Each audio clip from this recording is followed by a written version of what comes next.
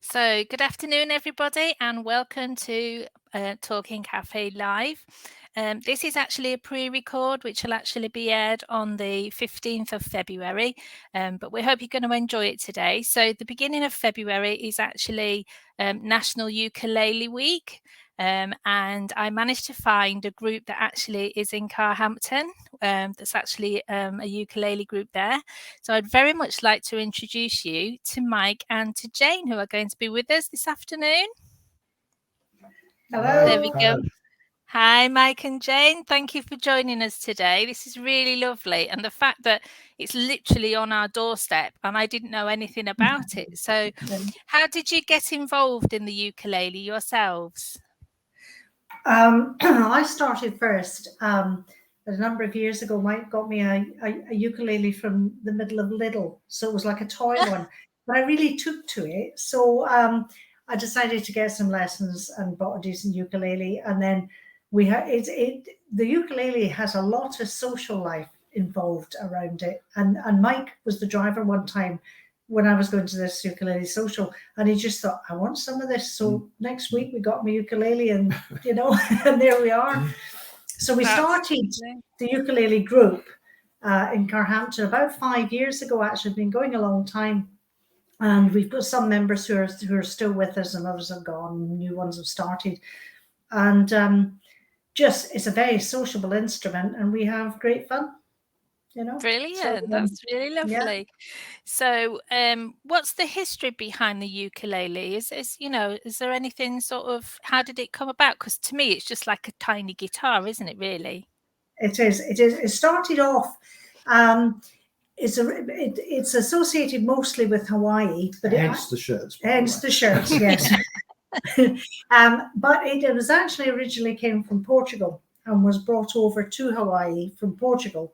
And it was started off as, it's got various names, I can't remember off the top of my head, but it sort of became the ukulele in Hawaii. And it means in Hawaiian jumping flea, wow. Which is the sort of sound of it. And it's been going for a number of years, and it's there's a thing, retire and get a ukulele, and you'll find there's an awful lot of ukulele players who are of a certain age, because that's a great book, isn't it? Yeah, really great book. There is a great book called Retire, Get a Ukulele, and if you've ever joined a ukulele club, this book just describes it all to everybody. They're all the same. There's the politics and the fun and the nonsense and what have you. And a lot of us are of an age, aren't we? Yes, we're certainly of an age. And we've got a lady joined us who felt she needed to get out, and she'd been recently widowed, and she just felt she needed to get out and about, and thought, well, ukulele group, you're there with people doing something and having a laugh, really.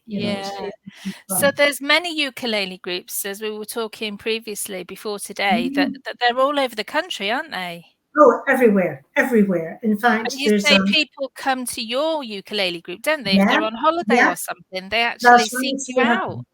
If people are coming on holiday, they can find us on, what's the name of that site? Ukulele Social. Ukulele Social, and we're listed on that. So if people are coming to the area, they can go onto that and find us, and then just usually email to come and join us, and we welcome everybody, and we have people from all over, and we have regulars, shall I say regulars from Hertfordshire, and we've a chap come from up north. Doncaster, So he's a northerner like me.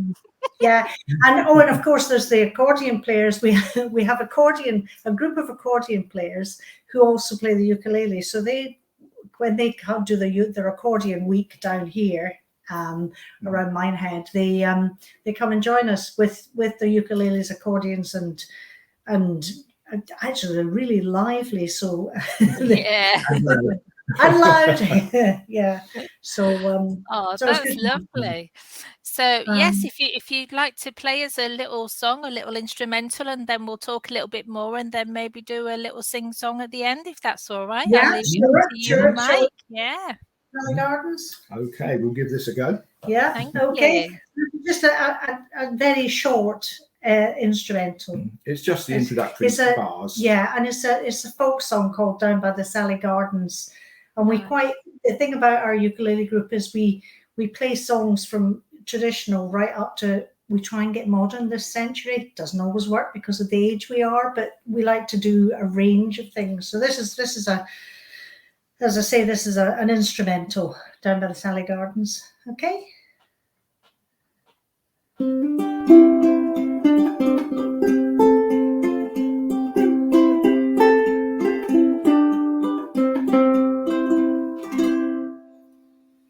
That's lovely. That's the introduction, just to give you the idea of how it sounds. And that's Wow. both of us playing together. And Mike So was I'm- picking the melody, and I was playing chords in the background, which is Lovely. just So I'm just putting up on the bottom as well, Mike. You sent me some lovely YouTube links as well that people can go on as well, can't they? So there's lots of videos on there. There's loads of stuff on there, and we've been to various weekends away, haven't we? Yes, There's videos of what we've done there, put up, and so on. There's so much YouTube lessons, but other stuff as well, all over. There's so much. And the weekends away we have, like we're going to the Isle of Wight, and there's so 200 people go, and they have got quite famous in the ukulele world, Opera Lely, who organise it, is these two fabulous opera singers who also play ukulele, and they organise the whole weekend through Isle of Wight tours. But we have Phil Doman, my idol, who has a YouTube video, and so good, such a lovely person as well. But he'll run workshops, and then we have gala dinners, and it's a fabulous thing, actually, the whole social aspect of it, and if single people can go too, which is really good, because not everybody is a couple, Well, we're particularly lovely with the three ladies that we met in the Isle of Wight last year, and they're all widows, and they've been playing the ukulele for some years, and we meet up every few months or so at Eastbourne or Isle of Wight or wherever. Where do they live? Is it Sussex? I think so. Yes, Sussex. Yeah. That's brilliant. So, like you say, it's very much a social thing, isn't it? But you don't have to feel scared that you're on your own to actually join the group, like you say, because once you start playing. It does. I know it's more unusual to be a couple. I mean, it's convenient because I do the sort of leading the group while we're there, and Mike does the sort of admin side, because it's a lot for just, when I first started, I was doing it all, and then Mike said, well, pass them over, so passed it all over. We don't learn songs together, though. We practice them together. We don't learn them together. That's a bit like teaching each other to learn to drive. Can be done. Always get divorced. Different rooms in the house. But we practice separately, come together, and try not to fall out. But so how often does your group meet in Carhampton? Is it at the village hall? It is, yeah. Well, it's the village hall rather than the recreation area. There's two places. What we do is we have a sing and strum every 2 weeks, which is just get together and bash out some songs, which is just good fun. And then a smaller group of us on the alternate Wednesdays try and we call it song development, where we're trying to work out some instrumentals or some intros or a little riff or a bit of arpeggio or something, just to sort of bring some depth to the music. So it's people that we've been playing with for a long time, and everybody, because it's a small group, everybody feels they can make a contribution. In a bigger group, people tend not to want to volunteer a suggestion. So that works out really quite nicely. So are you hoping to sort of get out and about this summer, sort of like things are getting back to normal, Certainly. doing sort of things? Last year we did quite a few things. We did a big coffee morning at Carhampton, the recreation ground there. That was great fun. The church, it was the church, that's right. And we do various coffee mornings, just when people are sort of, they just want background music, and we also regularly do the dementia memory clinics, singing for the brain. So we do that. We've done it a few times. We've got a few more coming up, and also watch at summertime. We always perform there. Oh, so brilliant! I shall have to look out for you this August then. Watch it summertime. Absolutely. I'm in watch it. So Before lockdown, we went into a lot of care homes. Sort of once or twice a week would be in performing. That unfortunately has sort of gone by the wayside. I will get in touch and see if they're. It may come back in time. Yeah. When the weather's better, you can do it outside in the garden, couldn't you, at the care homes and things? So that's probably more of an option, isn't it? Yeah. We're still in this really horrible rewarding. winter at the moment. Yes, absolutely. Oh, a bit of sunshine at the moment. Yeah, it's not raining today. Yeah. So yeah, we'll just sort of finish up then with, have you got a little bit of a sing-song one that we can listen to?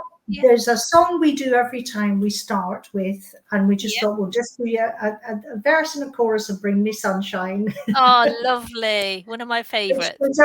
Everybody knows it. Everybody joins in. Okay. 1, 2, 3, 4.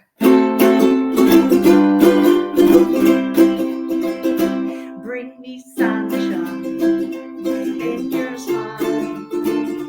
Bring me laughter all the while. In this world where we live, there should be more happiness, so much joy you can give to each brand new bright tomorrow. Make me happy through the years. Never bring me any tears. Let your arms be as warm as the sun up above. Bring me fun, bring me sunshine, bring me love. Oh, beautiful. What a lovely way to finish. That's just absolutely perfect. Beautiful song. Massive smile on my face now. Excellent. Lovely. Thank you so much, Mike and Jane. Thank you for joining us today. Thank you. Nice to meet you. Take care. Very nice. Thank you. Bye-bye. Bye. Bye.